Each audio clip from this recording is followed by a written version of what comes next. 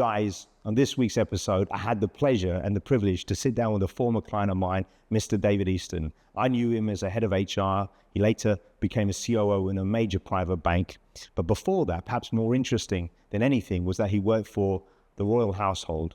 And I've always tried to find out what exactly did he do. And if you want to find out, you need to listen into the podcast.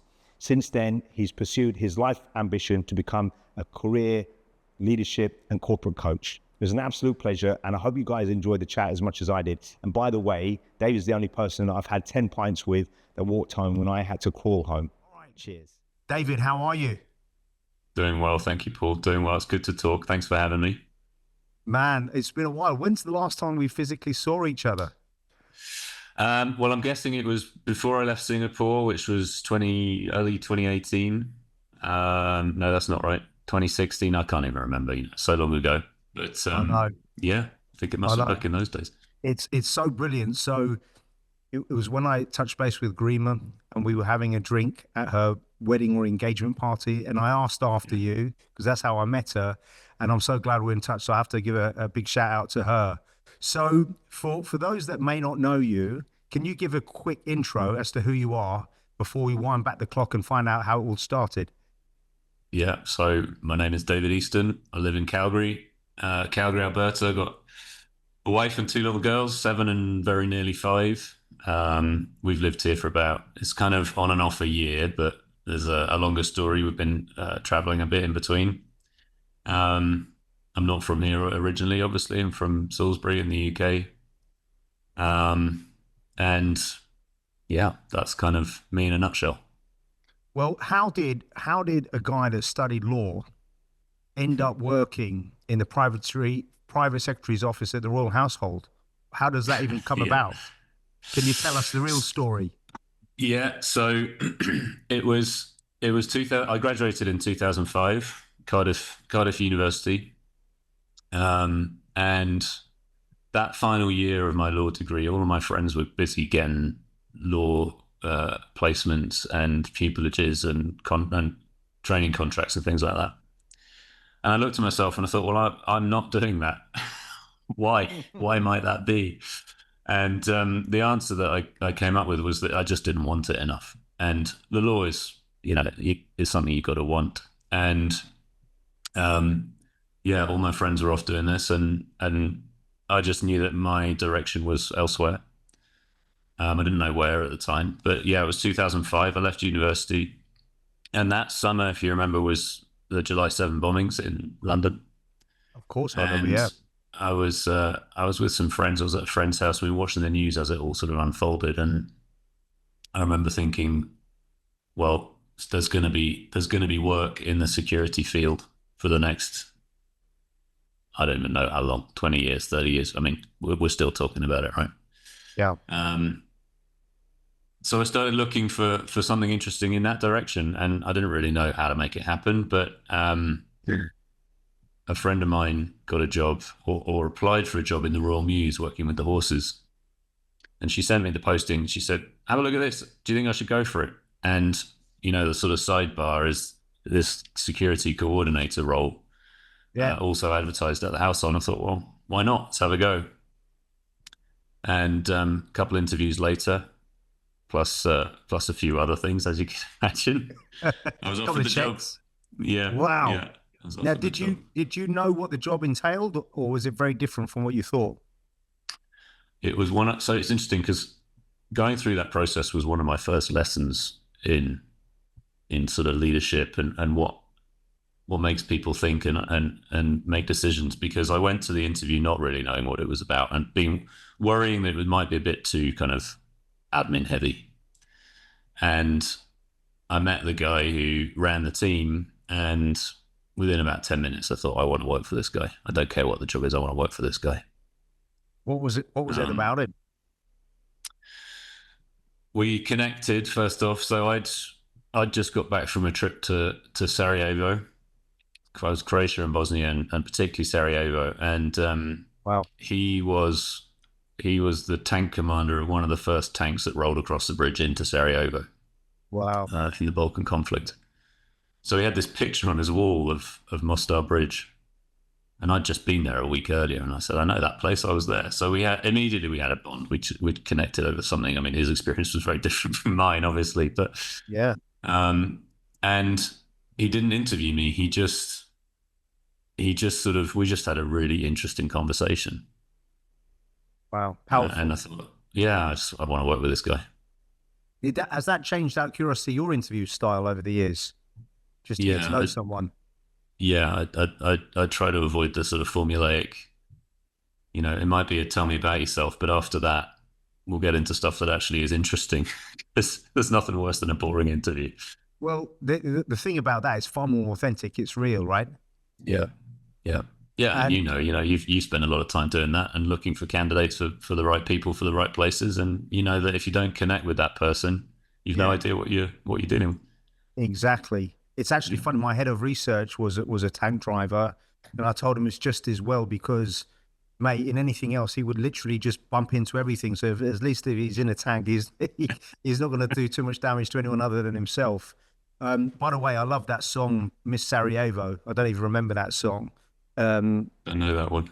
You don't know Bono with Pavarotti? It's amazing. I'll send it to you. It's a beautiful rendition. So talking a little bit about the traditional and formality of working in the royal household, what was that like? Because I guess if that's your first job, that's what you know. But talk to us, unencumbered from outside. What did that look like? Few surreal moments. So I think within a few months of my joining, the Queen's private secretary retired. I don't think it was connected. I think it was a coincidence. But are you sure? Queen's private secretary, Sir Robin Janvrin, retired, and because we were all in his office, we got invited to his retirement drinks. And I was there. I'd been there for 3 months, and I hadn't quite figured out what it was all about. And most of the cabinet was there, and the Prime Minister was there, and a lot of faces I recognised. Wow. I kind of thought, what am I doing here? This is how I've ended up here. So surreal. It's those surreal moments of just because of the place and the institution, a lot of stuff passes through it, and you, by association, are involved, with those things happening, and you have a lot of surreal moments. But I think what would have served you well going into private banking was that diplomacy, that discretion, right? Surely there's a blueprint that you learned there. Yeah.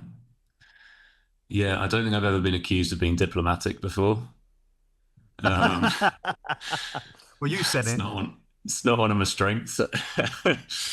Are you still a straight shooter? I think I've maybe softened a bit over the years. Really? I don't know. You'd have to ask. Maybe not my wife, but you'd have to ask some of my clients. You'd have to ask some of my clients, maybe. But discretion, definitely. Yeah. And I don't think it's something you learn. I think you're kind of either like that or you're not. But when you're sort of part of something that, it has, you're not just kind of talking about the secrets of the organization. You're letting colleagues down, and you're putting people in compromised positions if you do blab.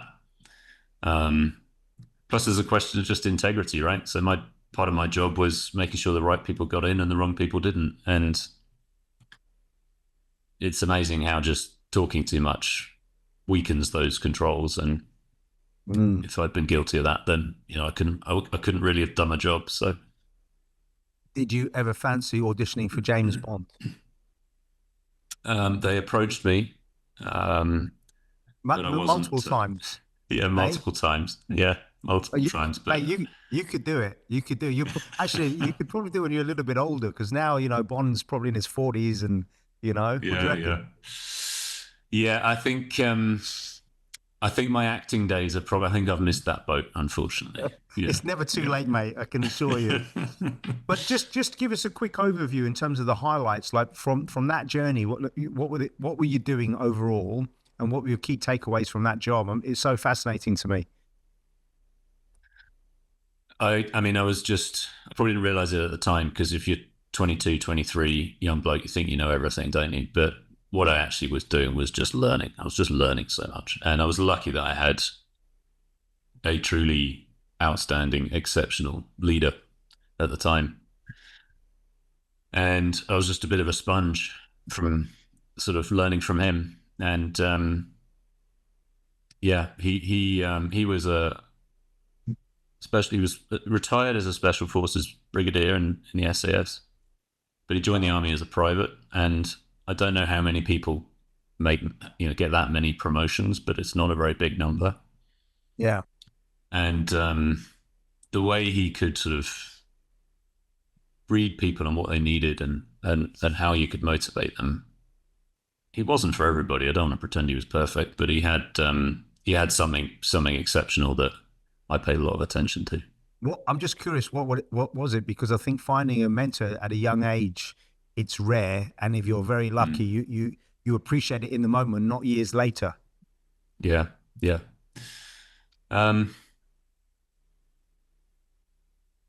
It was a combination of he could be really hard on you. He toughened me up. He could be really hard on you, but he also knew how to make you feel good about a mistake that you might have made. I love it. And he had principles.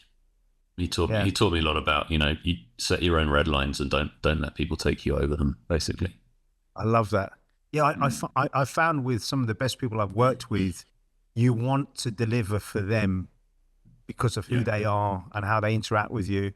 And maybe it's because guys like us, we work. I don't know. I've always enjoyed working with some old school guys. No nonsense, no BS, to the point. Yeah. I've always respected that. So I love that. So talk us on this journey. How did you go from there to the world of finance? It was through my wife had. She wasn't my wife at the time, but my now wife, who I was dating, we were dating at the time. She had a friend from back in Canada who was living in London, family friends, and he was working for UBP, the bank that I ended up joining. And we met over dinner one night, and he said, "So, what is it you do at Buckingham Palace?" And I told him a bit about what I do. It's protective security, and it's with a particular angle on people. And he said, "Well, do you know what? I've heard something that we're trying to do something like that, and from a regulatory point of view in finance, it's getting more attention. So why don't you meet my boss?" And same thing. A couple of interviews later, and not very long later. I think that was November, and in February I'd started. So yeah, they moved pretty fast. But yeah, I was out in Switzerland. Bang, that fast. And how old were you at the time? I was 28. Yes, you're still very young. I mean, my memory of you, with that, correct me if I'm wrong, you were basically sent wherever the bank was setting up, and you did everything. We'll come on to the rest of your career, but you literally were roll your sleeves up, bolts and all. You built the business up. You from sourcing a new office, right? You did everything, right? I wish I could take that credit. I don't think I can. But yeah, we met when I got out to Singapore, and at that time, the bank had a fairly small operation in Singapore. I think there was about 15 or 20 people, and we had absolutely nothing in Hong Kong. And we just bought Coots, and they had 300-400 people, and they had significant presence in Singapore and Hong Kong. We didn't have a license. Yeah. And it's true that the team that was out there from Geneva trying to make this happen was pretty small, and so everybody had to do everything. And I played a part in that, but I definitely didn't do everything. But it was those first 6 months were the busiest, but also most fulfilling. One of the most fulfilling times of my career as well. I find it's so interesting when I often ask people when I'm doing some coaching with them. I always ask them, what was the best quarter of your career? Not necessarily in terms of revenue or earnings, but in terms of being challenged and stretched and that you enjoyed. How you felt. Yeah. And they always go back to the time where they were under the most pressure, but they came out through the other end of it. It's so interesting, right? Yep. There's something about being the right kind of busy that makes us feel good. And for sure. Yeah. Yeah. And what were some of the core values that you brought from Buckingham Palace into the private bank? I I mean, we've talked about discretion. It was I realized quite early on that I'd left one family business and I'd joined another. Yeah. Loyalty. I was going to say loyalty Yeah. is something how I would describe you. You've got to kind of figure out when you don't have more than a handful of the actual decision makers. Yeah. You spend your time trying to get as close as you can to what you think they want, and sometimes you'll get it right and sometimes you'll get it wrong. But that's basically why you're there. In a business like that, that's basically why you're there. And some people don't like that. And it was one of the things in interview when I was interviewing candidates, I was always very clear about it's a family business and here's what that means. And some people love it, some people don't. But I loved it because it makes things a bit simpler, less politics as well. Well, if I look at your career, you've held so many different responsibilities. Experimentation, curiosity must have been at the core of who you are, right? Because you took on all these new roles without really blinking. But is that how you describe yourself, as curious? Yeah, definitely. But also just that I get bored easily. So I'm on a kind of I seem to have about a 2 or 3 year attention span. And then I'm ready for something fresh. And that was one of the reasons for sort of moving into what I'm doing now. But it was I was lucky in that I got the opportunities to go and try different things in different places. Now, And I'm curious. Sorry to interrupt. What I was going to say, did you always have a clear sense of purpose, or did you have a great boss that said, "Look, this is what we're trying to do," and let you run with it, or did you ask for those roles? it was a bit of both, but I wouldn't say I didn't have a 10-year plan. I didn't have a 5-year plan. I was and am a big believer in paying attention to where the world's taking you and sort of letting it happen. Yeah. Life's what happens while you're busy making plans. And I'm a big believer that, if things start showing up, it's for a reason, and you should probably pay attention and give it some real consideration. And the opportunities I had were things that were a blend of kind of, okay, what's next? Let's talk. And I had a great boss, and he really understood what I needed and was able to put me in the right places repeatedly. And yeah, it was a combination of having those conversations, but also just me not being too wedded to any particular plan that I might have had in my own mind. So, how did you become the head of HR? Because that was a real pivot, right? Yeah, yeah, yeah, and I mean that came about because I was there. I'd spent the 6 months or so doing the integration, and I think it was a good transition from the HR security work, the sort of background checks and things that I'd put in place, and the framework that I'd established for the bank. It was a good pivot from that into a wider HR role. But also it gave me, crucially at the time, it gave me access to the breadth of the business. It wasn't a niche role. It was something where I could be really across the whole business. And I learned so much about the way it was going to be set up and the way we wanted to do things just through that process, really. I love the fact that the bank even had the foresight to put you into that role, because it's very unusual, but it made an impact, right? I felt anyway. Yeah. I mean, some might agree with you, some might disagree with you. But I did my best. I did my best. Well, when you were in that type of role, did you feel a real sense of responsibility? Because all of a sudden you've gone from being the project manager, running various things, now to being head of HR, which is such an integral part of the bank, right? Yeah, and look, I mean, I made a pile of mistakes, as we all do. It's just the process is about making mistakes and learning from them. And I made a ton of mistakes. I was kind of, it took a while to transition from that like integration energy where you're just kind of smashing through walls and just get shit done. Yeah. To, okay, now the HR leadership role it's a very different mindset, and it took me a bit too long to to make that transition, truth be told. But again, you learn from it, and hopefully didn't burn too many bridges.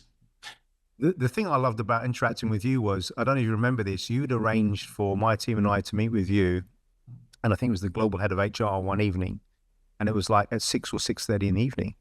And so the team and I came, and you were falling asleep in the meeting.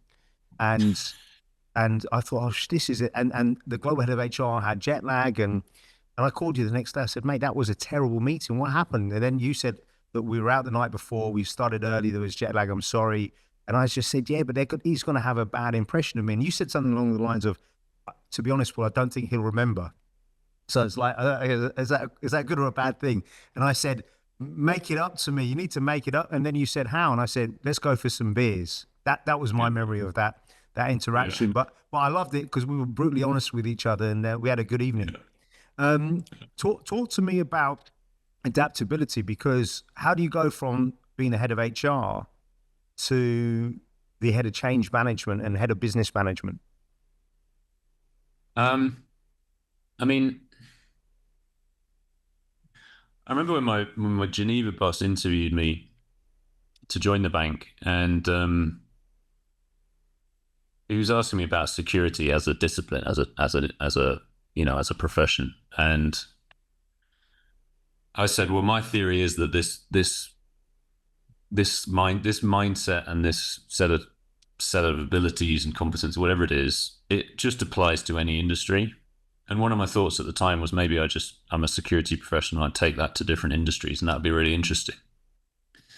And to answer your question is, I mean, I don't see them as drastically different.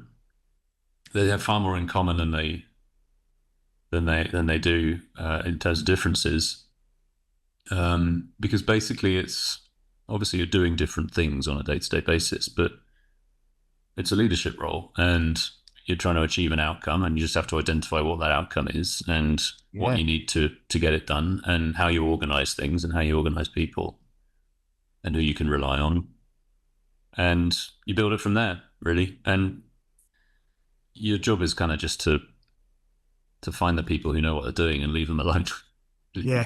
It is that simple, right? But it's obviously learning and understanding who those people are. Did you feel that you had champions in your corner, or did you develop those and those alliances? Because I feel that that's something.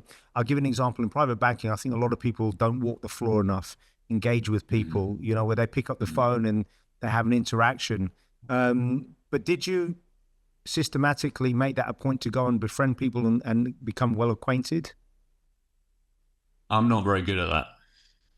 Are you not? No, I'm not very good at just walking up to somebody I don't know very well and kind of engaging. It takes a bit of work for me to do that. I can do it, but it doesn't come naturally to me. That's it. That's because you have that James Bond trait. That's why you expect people to come up to you. No, but is that because, on a serious note, because, for example, I'm an introvert. No one that I meet professionally would believe that, So I've learned to wear an extroverted hat during my time at work. And then in the evenings, I'm very quiet. I just crash and burn.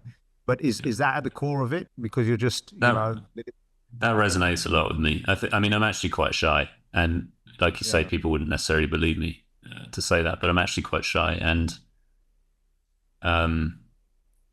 with people I know, I can be confident and outgoing. And I think that's where the sort of misconception comes from. But with people I don't know very well, I'm actually pretty shy. And I love one-on-one conversations. I love conversations like this, and it's one of the reasons I love coaching. Is you can really connect with someone. It's full attention. You can really talk.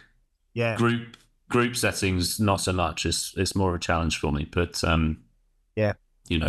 like you say. You gotta learn to adapt, right? You can't just say, "Well, that's me. Too bad." You gotta fill those gaps.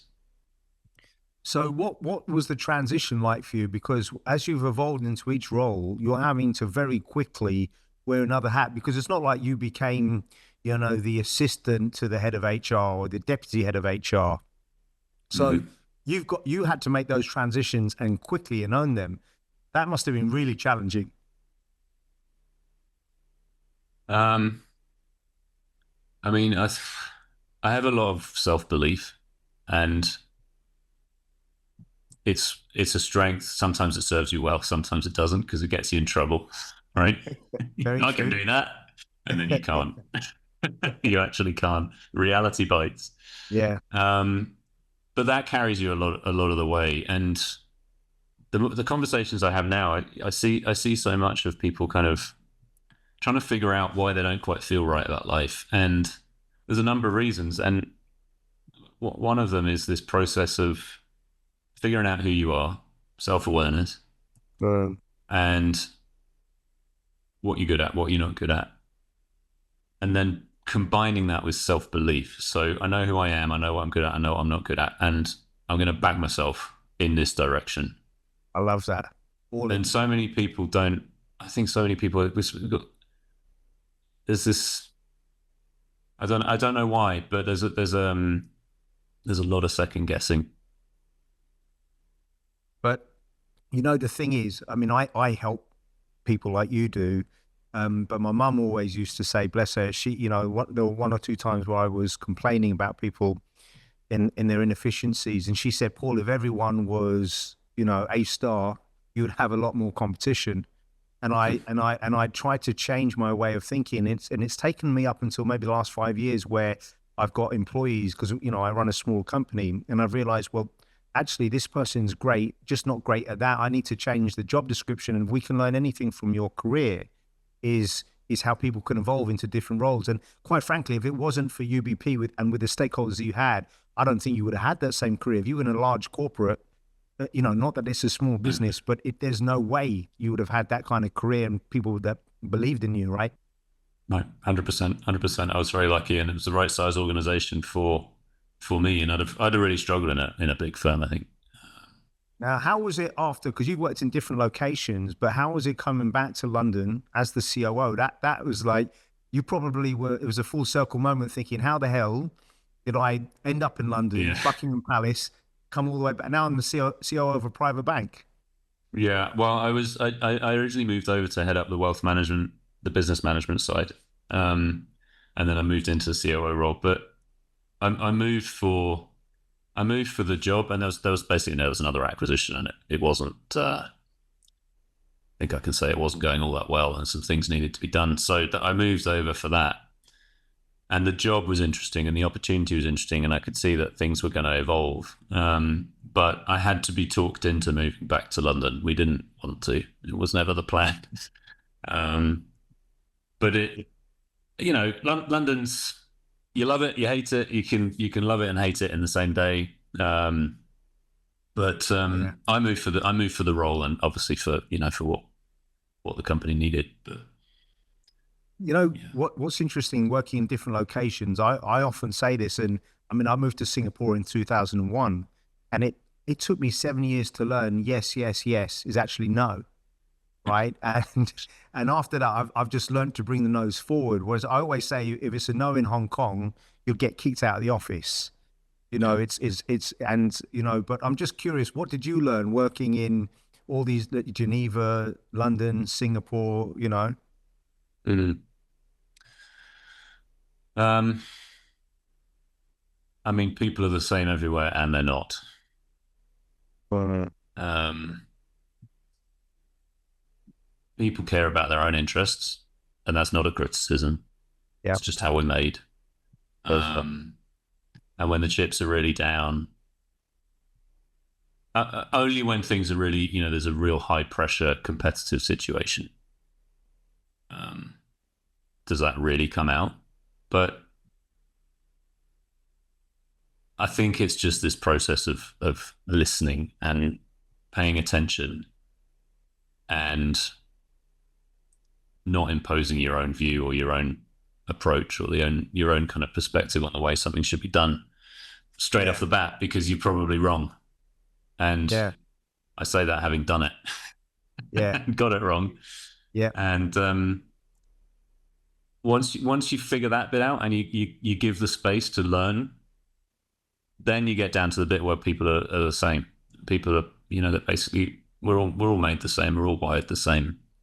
We all have the same different, there's not so many different personality types, but we all fit into one of them. Yeah. And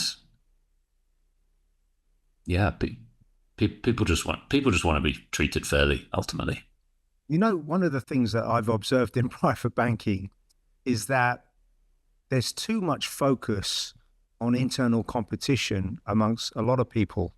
Because in my mind, if you've got Ronaldo and Messi playing for the same football team, you're going to win. You should win. You should sell more tickets. You should play the best football. But I find that people are so busy looking internally at the business, they're not looking externally where the real competition is. And I've always not understood that, because I've always subscribed to this concept, a rising tide raises all ships. And, but you and I are both sportsmen, and the best athlete in my school was a British gymnast, and he won 2 gold medals in the Commonwealth Games. He ended up working for Cirque du Soleil for many, many years. And, we did different sports, and we both did a bit of track and field, but I can tell you, I had nothing but admiration for him, and I let that raise the bar. Like, I remember him, I thought I did a lot of pull-ups because I did 30 pull-ups, and I remember he did something like 45, and he schooled me. And I remember thinking, wow. And then, the next day I went back. I never caught up with him, by the way. But have you observed that? Because I feel that getting organizations on the same page and teams together, it's not that easy. no, and I mean, to varying degrees, because ultimately we're all individuals, and it comes down to some people are like that, and some people see a bigger picture. And the more kind of internal competition a person encourages, the more they might remain very successful where they are. Yeah. Is what I've seen. And the more they play a team game, the more they have opportunities to be successful elsewhere. Yes. And that's a choice. There's lots of people who have no interest in changing job. They're really good at what they do, and they want to stay there, and they want to absolutely crush it. Yeah. And it's a mistake actually to move those people into leadership roles or team head roles. Agreed. Well, I do think 1 + 1 can equal 11.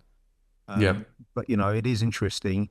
So talk to me about launching Blazing Pine. How did this come about? What was the genesis of it? I don't really know, if I'm honest. I was walking to work one day, and I was starting to think about the future, and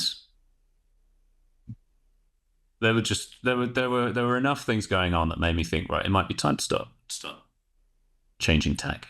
And out of nowhere, this idea of coaching came to me, and I was lucky enough that over the next couple of years, I had some coaching from somebody who's truly exceptional, sadly passed away now, but a truly exceptional guy.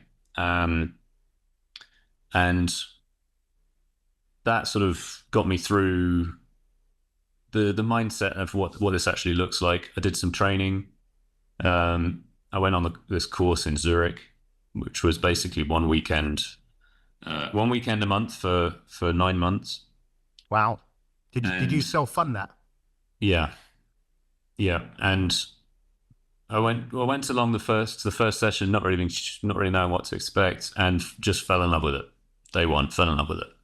Really? And as I knew this was what I wanted to do, and it was just a question of sort of building up some confidence, making sure it happened at the right time. I did a bunch of free coaching on the side. I was still working for the bank. I did a bunch of free coaching on the side, just people that I met in life, and just we'd go and have conversations and sort of sharpening the axe, if you like. Yeah. And until I felt I was ready. And then last summer I left the bank and moved out here, and we did some traveling. We have a Ford Transit camper van. Oh, did you? I didn't realize that's what you had. Oh, amazing. Yeah, we've still got it. So we bought that last year. Did you kit it up back in England? No, so it was a builder out here who did all the conversion and everything. Yep. I paid for it on my 40th birthday.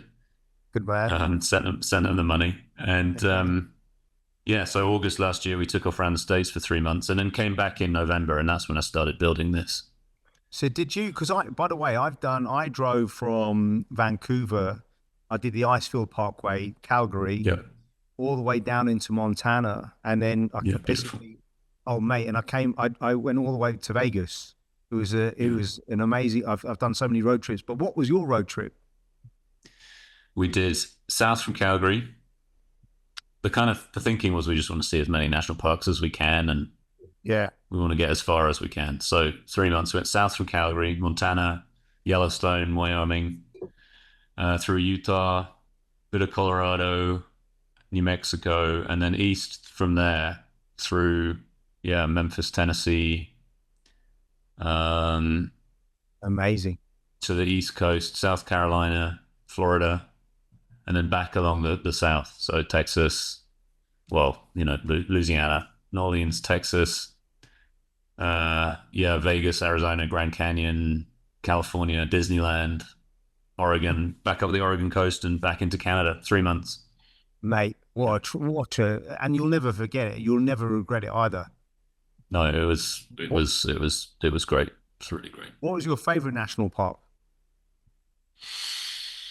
Probably the Saguaro National Park in Arizona. So the cactus, the ones that look like that.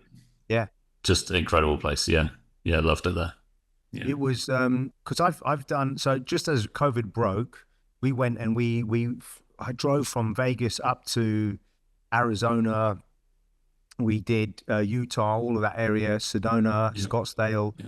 And last summer, I didn't tell you, but I took my two girls that were age 15 and 9 at the time, just for 3 weeks. And so I did New York, East Coast, and then flew to Salt Lake, drove into Wyoming, stayed in the Grand National Tetons, and I just fell in love with that place, mate. It's stunning.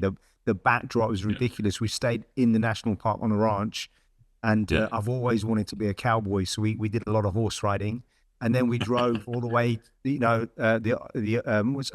to San Fran, drove all the way up the Oregon coastline to Seattle. And I mean, I know why a lot of Americans never leave America, because you don't need to. You don't need to. Yeah. It's just crazy, right? Yeah. What a journey. So what have you got planned next on the list? We're doing it again. So we're gonna do it again in August. We're going south for a month, slightly different route. We're going to see different parts of Utah that we didn't get to see last time. Take the kids to Disneyland again, and then come back through the interior of the Oregon coast. So another month, probably. You never fancy going to Alaska? We'd love to, yeah. Love to do that. It's on the list. I've driven a big chunk of the interior, and I took my two older kids at the time, and I'm very blessed because I'm not a very good fly fisherman, but I've been blessed to fly fish in New Zealand, Montana, Alaska, and it's just. But the thing about Alaska that's so different from everywhere else that I've been, it's rugged, and it's vast. We drove for 12 hours. I rented an RV, and what worried me was we passed 5 gas stations that were on the map that were closed, and I had extra petrol, but there was a period of 12 hours where we didn't see another vehicle. And I had 2 young kids with me, and I was starting to get nervous. There was no reception, and fortunately we were okay. But it's a brilliant place. I'm curious about this whole move into leadership and coaching. So, are you coaching corporates, individuals? Talk to me about the business. Yeah, it's a mix. So, I do some one-on-one coaching. Self-funded. Someone. Private individual looking for some coaching. I do coaching into corporates. So I have a couple of corporate clients who, I'm on their panel and working with a few of their people. Sort of senior execs, VP and up. And I run a group for young leaders, but not strictly. It's a pretty loose definition of that.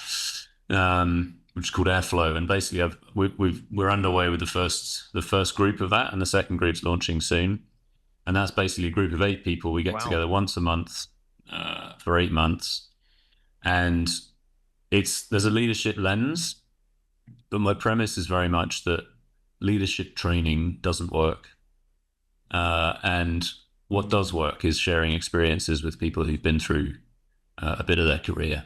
So it's not for complete rookies. But if you get 8 smart people with their experience together in a room, and you get them to really connect and to talk on a really meaningful level, not just how was your day, but talking about some tough experiences they've had, what they've learned from them, and sharing that. I don't have to do anything. Yeah. I listen. I'll ask a few questions, but I'll listen, and it's so rewarding because you just see these connections being made, and it's all on Zoom. They're all every single person's from a different industry. They're in different parts of the world. Oh, really? That makes it very interesting. Yeah, but they've just got so much to learn from each other, and you just watch that happen, and that's fantastic. So I love that group, and yeah, like I said, there's a second one launching soon. But how did you find those guys? How did you pull that group together? Network, connecting, reaching out to people. It's you can't buy a bunch of ads for LinkedIn for coaching services. It's about connection and introductions and referral. That's how it works. Yes. I'll tell you something interesting. So I tell my guys, they never analyze this, but 46% of our placements historically have been from referrals. Because if David introduces me to somebody and I trust you and we've got a working relationship, you by definition are vouching for them, and you're also eliminating an element of risk because you know them. Mm-hmm. And what I find interesting is not enough people in business analyze how and when to get referrals in a non-aggressive manner, but it's very, very powerful. And I think the key to it, and what is central, is integrity, because you're a good guy and people know you're looking out for other people, you get referrals flooding through, and it's so powerful. It's very simple, but it's massively overlooked, I have to say. I'm curious about your personal reflections in terms of sense of self, because when you and I had lost contact, and when Garima told me what you were doing, I just smiled, but I was actually surprised, pleasantly surprised. I thought, wow, what a pivot, what a change. But how do you feel about yourself after all this time introspectively? I needed the change. I was turning into a version of myself that I didn't really like very much. And when that happens in your professional life, it starts to show up in your personal life. And so true. I just thought that's not who I am. It's not who I want to be. So let's get back to that. And I knew that I loved these connections and these one-on-one conversations and trying to be helpful to people, trying to be useful. Yeah. And I really sat down and thought hard about this over months, if not years. Like, what would that look like? And building into this coaching direction. It was, it's as much about self-development as about helping others. And when you give yourself the time to really think on that level, it's amazing what comes out. Did it take a fair bit of courage for you to go the entrepreneurial route, or is it something you didn't really second guess? I didn't really think too hard about it. I knew it was the right way to go. Yeah. Good man. Yeah. No, but it goes back to your earlier point where you have to back yourself. But it's, I speak to a lot of people, quite frankly, on the corporate side of things. And I've had people say to me, if I was to go into business, Paul, I'd actually consider going into business with you. And I know they mean it as a compliment, but I always think, that's great, mate, but why the hell would I go into business with you? You haven't done it. When you are running a business and you're paying everyone's checks, like I pay myself once a year. And I remember asking one fella, and I've always tried to take advice only from people that have walked that path or have tried, not backseat drivers. And this one fella said to me, and I know I'll never be filthy rich because of this, but he always said, "Oh, you need a great line of credit." And I've not subscribed to that. I always want enough money for 1 or 2 years, so that if COVID happens, I don't have to lay my workforce off, and so on and so forth. Mm-hmm. And not that I'm a fan of his, but Donald Trump had a saying years ago that I remember, which is, if you owe the bank $1 million, you're in trouble. But if you owe them 100 million, they're in trouble. And I don't subscribe to that. That's why I'll never be, filthy rich. But when you went to go in to do this, did you think a little bit, okay, I'm walking away with 2 young kids from the safety net of a salary? Was it part, for my listeners, was that part of your thought process, and how did you reckon and reason with it? Yeah, of course you're aware of that. I think I just believed I could make it work. Honestly, I know that's not a very satisfying answer, but it's all I No, can come up with. no, Um, and it is that simple, by the way. yeah, yeah, and on the kind of financial risk side of it, I think self-belief is great, but you do have to know that there's something that will catch you if you fall. And I kind of got to the point where I said, well, look, it's a bigger risk for me to stay in terms of my family's well-being because they're not getting the best of me. Oh, good for you. And if I give myself a year to do this, Yeah, and if I get no traction and it doesn't work, this is a dollar sum I can come up with of what that's going to cost me, yeah, and I can wear that. You know, good man. we scale things back, make it make sense. Um, and if at the end of that year we're nowhere, well, it didn't work. Go and do something else. Yeah, I good for think you. that was how I sort of rationalized it, and I was lucky my wife was on board. She supported it. And Well, I think if you don't have a great partner in your corner, truly believing in you, it makes it a lot more difficult. And I have to say, a lot of people, I recognize if they don't have it, and I see that's where there are problems. Like for me, yeah, my missus is 100% in my corner. To be frank, there are a lot of times that she has said, I don't think you should do this. And my mum used to say, I don't think you should do this. But actually, when they said it, I did listen. I'd always do the opposite yeah. because they're not business people. Was your entrepreneurial journey, was that a direction you consciously took, or was it just that Yeah. you knew that it was the only option that you had because that was just how you're wired? Um, the answer is yes to both. They're Mm. inextricably linked. So my story, which you may not know, so my dad had a stroke when I was 14 and he stopped working. And then when I was 17, my mum, who was a tough woman, came upstairs. I was doing my homework. It was a Friday night, and she said, "Honey, you need to get a job." She was in tears, and I'd never even seen her cry. So Yeah, I was really worried. She said, "Honey, you got to get a job on Monday, but it's got to pay you weekly. We can't wait till the end of the month because we're not going to make the mortgage." And like if I'd gone to Sainsbury's or filled in a form, I wasn't going to get a job straight away. So Monday morning, they were there. In Singapore they don't have them. They're maid agencies, but in the UK you've got high street employment agencies. And I rocked up at 6 o'clock in the morning, waiting to get in, and it was next to South Harrow Tube Station. And I said, "Look, I need a job starting straight away." And they said, "Well, we've got a job as a toilet cleaner." I said, "Yes, please, I'll take it." And so I was working in Hammersmith Hospital and King Edward VII Hospital for 3 months, and I would hand in my timesheet. And in the end, it was in Baker Street, and the phone rang, and I thought I'll answer the phone. And so I said, "Good morning, HMS Services. How can I help you?" And Richard Gordon, this black guy in the office, he said, "What the hell are you doing?" Very aggressively. And I said, "I'm answering the telephone, you idiot. What does it look like? This is London, right?" And he said, "You speak English?" I said, "Yeah, probably better than you do." And then because all the toilet cleaners were foreign refugees typically. And he said, yeah, "What's your story?" And I told him, and he said, "Look, do you want to come and do recruitment?" I said, "What's that?" And then, you know, 30 years later, I'm still in it. And I worked full time throughout college and uni. And the challenge that I had was I never had a boss that believed in me. I never had a yeah, boss.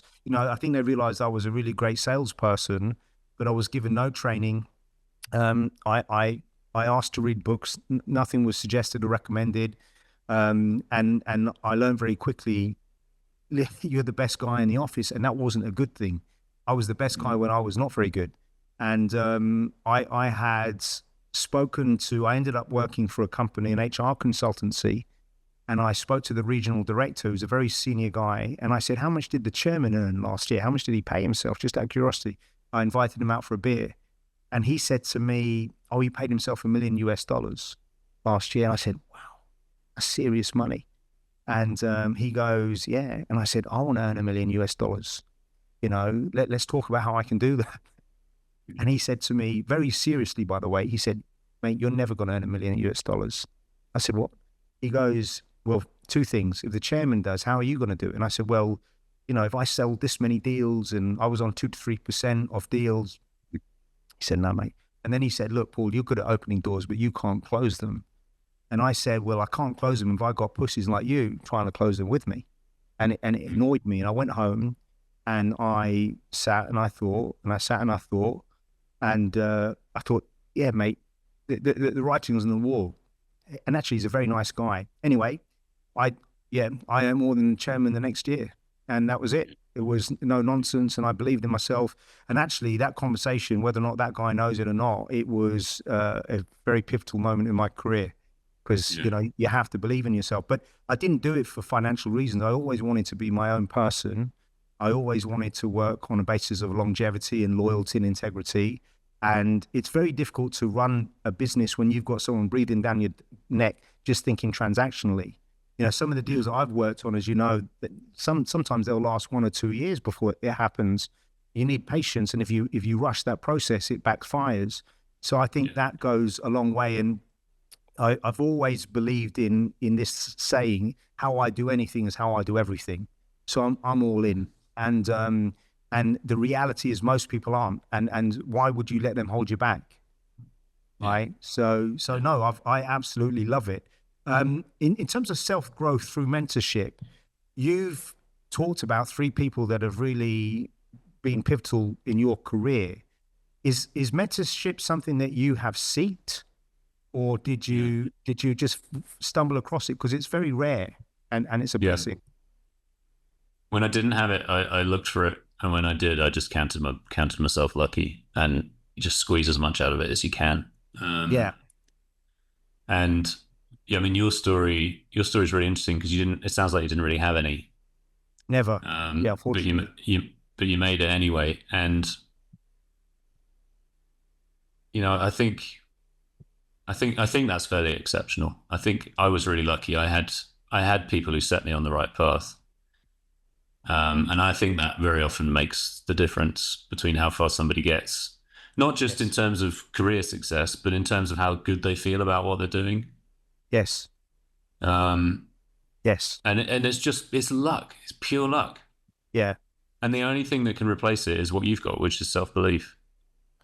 Well, and since then, I don't know about you, sorry to interrupt. I was going to say, since then, what I've learned is you have to recruit it. You have to go and find it. So I did when I was old, and I didn't realize that. And actually, I learned from every single person I sit down with. A lot of the CEOs or the senior guys that you and I have worked with at UBP, you know, knowingly or unknowingly, they become my mentors as well. And I will speak to them. I'll ask them things. And I'm always humbled by the fact that people, you know, are open to sharing. One of the things that I've learned, because I set up my business when I was 27, was how do you underwrite things? So I'll always, if there's a problem, I will always say to whoever my client is, the CEO, leave it with me. I'll take care of it. And, you know, most people are afraid to do that. Like, I'll work it out. Like, I'll tell you a funny story. I had a client who was the head of HR for a private bank, ended up working in oil and gas, called me up and said, hey, Paul, this is what I'm doing. I said, oh, congratulations. I didn't realize. Can you help me with a search? Yeah, of course. What is it? Well, you know, I'm looking for 3 pilots to work in Alaska, working 6 months of the year, and they need to be medically qualified. So I said, no problem, $50,000 retainer, and we're in business. And she said, are you sure you can do the search? I said, we'll have contracts signed within 2 weeks. And you know what I'm like, so put the phone down, and I thought, how the hell am I going to do this? Yeah, that's what I'm talking about. Sometimes it gets you in trouble. It gets you into trouble. But I thought by the time she's gone and done the paperwork, I'll have figured it out. So when I was at university, I was captain in the university boxing team, and there was a period where we couldn't use the gym because it was being renovated. And I found, I went to the Royal Air Force in Uxbridge, and we rented a hall there. And I was reminded of it, you know, all of a sudden. How I forgot, I don't know. And I made a phone call to one of the guys that was 55. He was rinsing out, medically qualified. I said, look, 6 months of the year, Alaska, this is the money. Do you have any friends? Three phone calls later, it was done. And I fell in love with the whole concept of it so much. That's what brought me to Alaska. I wanted to see the pipeline. Wow. And I wanted to see what it was all about. But it was actually 7 working days later, contracts were signed, you know? But there's a couple of things that I get from that and that are really familiar to me, which is number one is the self-belief thing. And I think if I spend a lot of time, especially since I became a dad, thinking about parenting and how basic, I mean, my theory is that the answer to all of the world's problems is better parents. Yes, I love that. And a lot of self-belief and confidence comes from how we're raised, Yeah, and it's tough to change that later on. So if you've got it, it's a gift. If you haven't, then the best you can hope for is someone who'll help you get it. And the way you get it is by trying to do hard things and then achieving them. And you slowly start to believe in yourself more and more and more. And I've seen that with some of my clients. And the second thing is that I'm a bit like you, I think, in that I need to put myself under that pressure. yeah, Where you say yes to the thing, and then you figure it out later. We've got to do it now, so I've got to figure it out. yeah. And I think there's a lot of power in that, rather than being hesitant, being cautious, and never quite creating the pressure that forces you to do the things that you don't think you can do. Yeah, it's so interesting you said that, because someone asked me earlier if you could do a TED Talk, Paul, what would it be on? And I actually thought about it just for a few seconds, and I thought it would be on parenting, because the thing that I'm most passionate about is being a dad. And I try to be a great dad. I learned so much from my wife, who's an amazing mother, but I haven't shared much of my son's journey with you because, I'm 5'6.5". I'm a shorty. He's 6'1". And he got into the Singapore national boxing team. And what people don't know about Caden is that he was not a natural sportsman, and he didn't really believe in himself. And I just saw through hard work and dedication what he could accomplish. But this is the thing that I learned 3 years ago. I learned through him that I've actually been afraid all my life, but I buried it so deep. And I can say that now because it's affected the way that I now, parent my two daughters in particular, and him. Because he said to me, "Dad, I'm afraid." And, I was always secretly afraid, but I buried it. I just didn't even think about it. And I turned it into aggression when I was boxing. And the interesting thing about children is you learn so much more about yourself as well through that whole process. But mate, it's what's hard is, and one of my best friends said this to me the other day, and I wrote it down because I said it's very difficult because I came up the hard way and they've come up, somewhat privileged. And he said it's difficult if you start at the finish line. And I thought about that, and I want to create some barriers to them and make things difficult, but it's like they were complaining, "Oh, I've got tuition," and I just said, "Look, guys, you are blessed to have tuition. You are blessed to have to go. Like, for example, you have basketball. We have to pay for you to go to basketball. You are blessed that you don't have to work 2 or 3 jobs to get through school." But it's difficult because that's their normal. Yeah. And they're great kids, but it brings me to tears almost, because I see, like, Caden now is in national service, and it's been a journey, and we're still going through that journey. But I've learned actually all that bravado that I had, it wasn't real. It was bravado. It was bravado. Do you know what I mean? Yeah. So it is interesting. I don't know if you found that being a dad, it just changes everything about you, right? Completely. It's you don't really know who you are until your kids tell you, and if you're paying attention, and if you can be grown up enough to admit that you're probably not going to be very good at it until you make the effort, then it's kind of the only way, I think. It is. It really is. I want to do some rapid fire questions, if I may. So I want to ask you a few questions that I'm curious. Let's do it. Let's talk about books. You and I are both readers, although I'm a very slow one. I do study. What's the one book that has changed your perspective as a coach and in business? Probably a book called Thriving in Mind, Catherine Benziger. She's a neuroscientist, psychologist. She set out the model that I was coached in by a guy called Darrell Abrahams. He was one of her students. Okay. Which basically sets out these different cognitive styles of how people work, how they think, how they interact with each other. And it answers a lot of life's questions. So that's not a very rapid fire answer, but that's my choice. No, I love it. It's meaningful. I'm curious because I've never had the opportunity or the privilege to do an 88-day road trip, and I'm envious. But what's the one memory that you look back on and think, wow, that was special? It's a weird answer, but the whole thing. It's the sum total of the thing. Is what I look back on. Is Yeah, what it was for us as a family. The Grand Canyon was great, but honestly, nothing was better than just being with my kids for 88 days.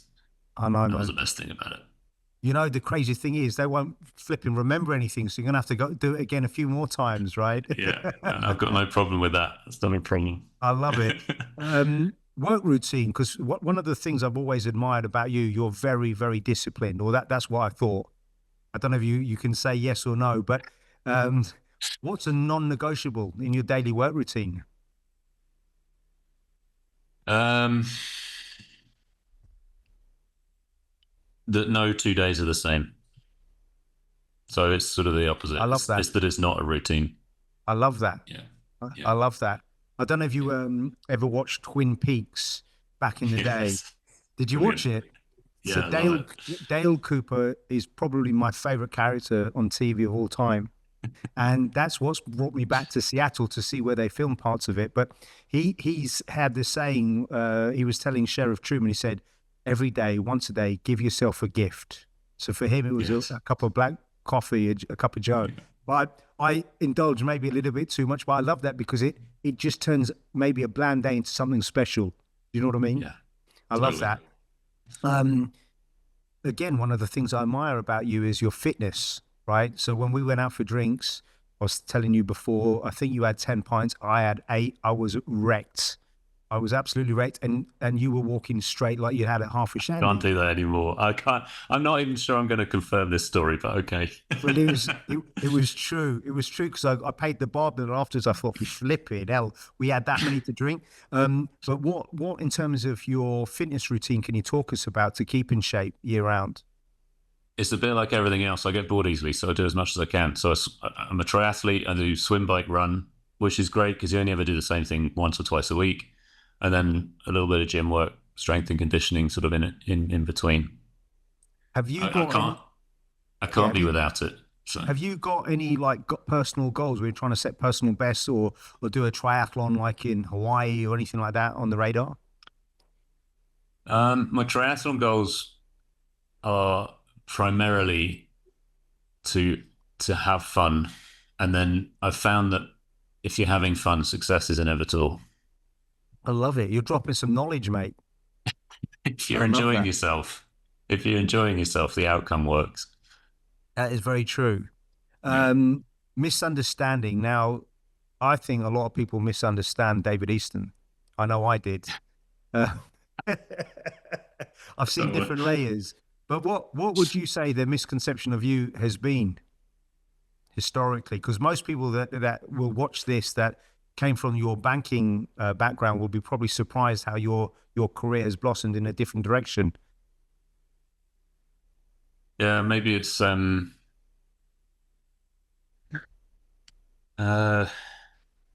I mean, I said people don't realize I'm actually quite shy. Maybe that's it.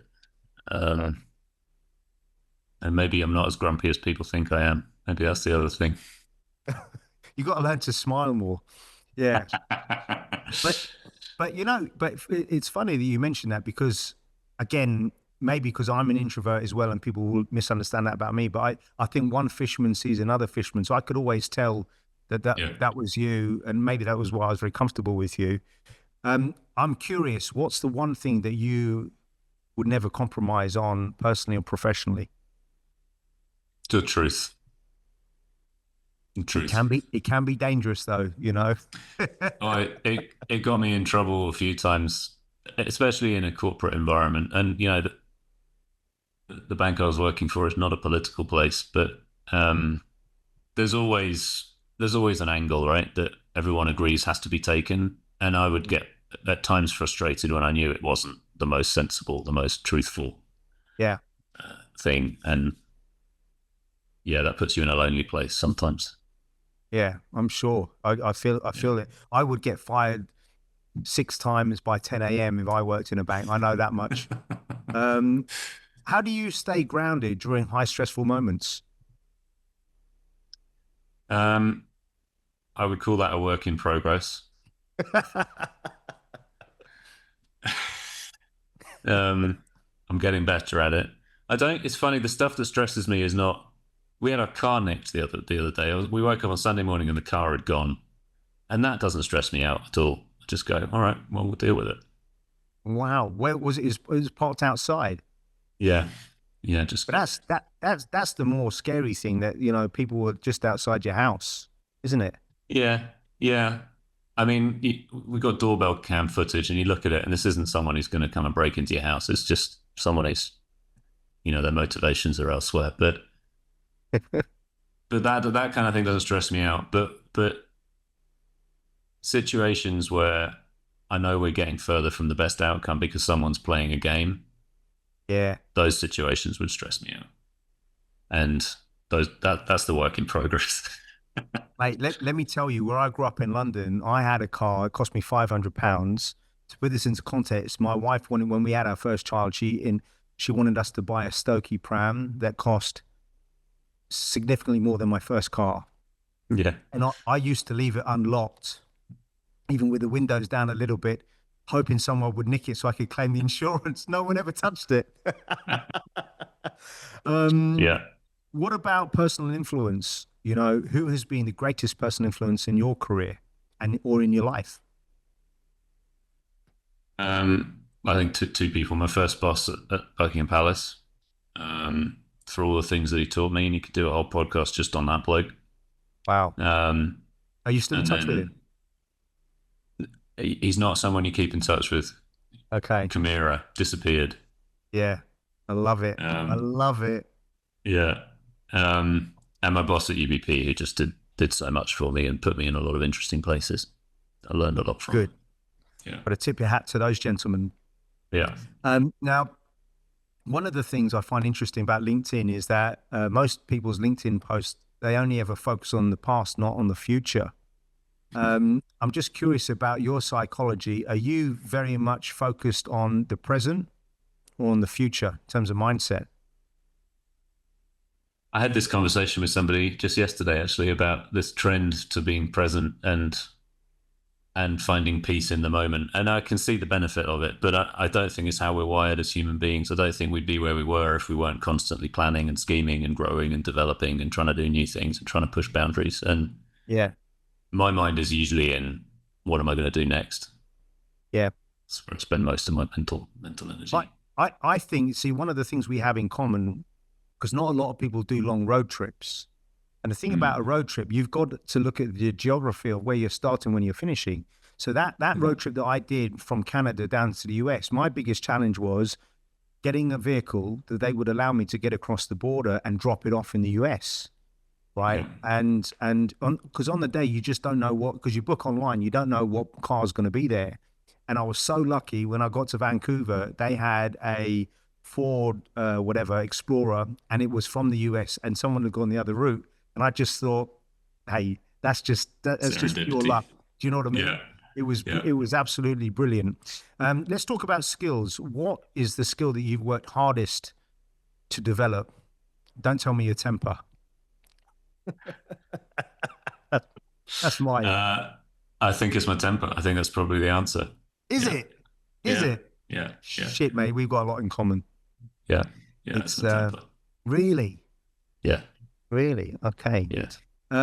Okay, a few things. In terms of leadership advice, what's the best advice you've ever received? It's a small thing, but it's been really powerful in many moments. And like my old boss, the brigadier, used to say, when you weren't sure what to do, he'd say, decide when to decide.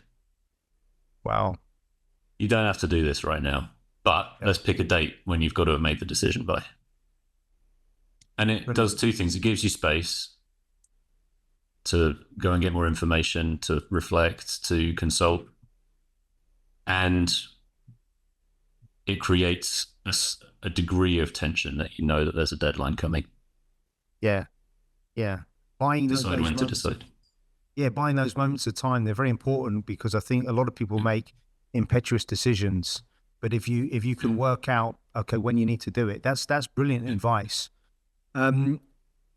What's a professional habit that helps really keep you focused and organized and structured? Because you've done so many different jobs, you've been pulled in different directions. I'm curious, what sort of habit helped you? Um,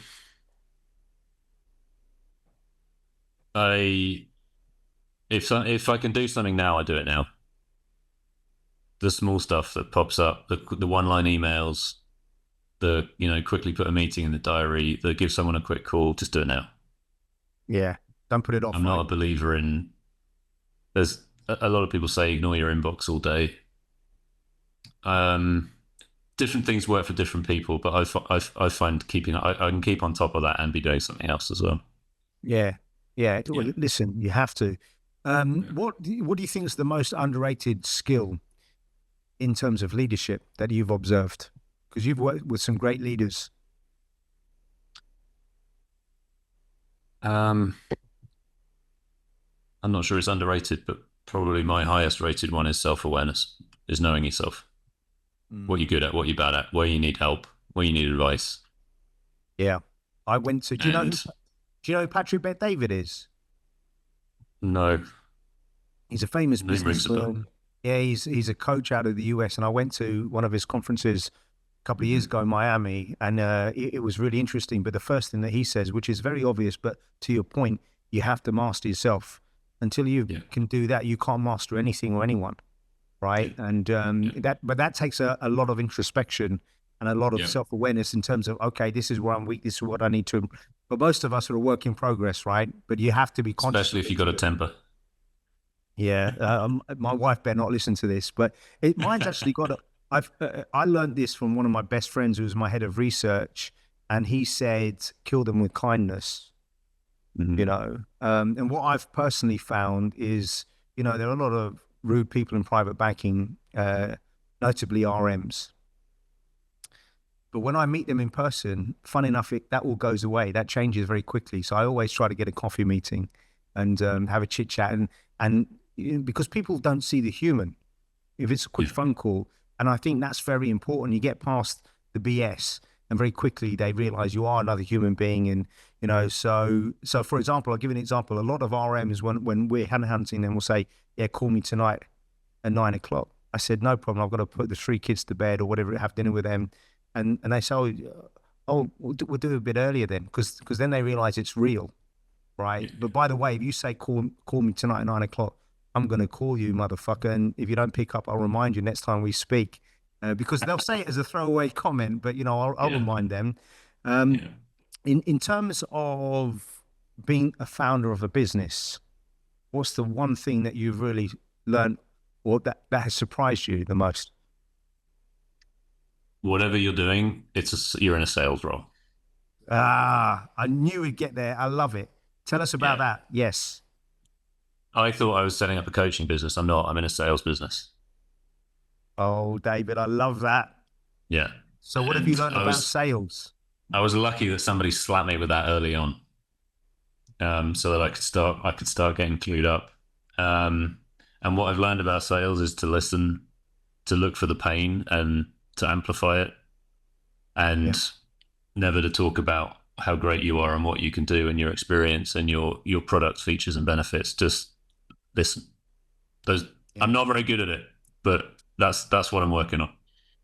I think you're a very good listener. I think, so one of the things I always ask people, including private bankers, I always ask them, what sales books have you read? And invariably, most people have read none. So if you've not read 100 or, 100 sales books or negotiation or human communication, how the hell do you expect to master it?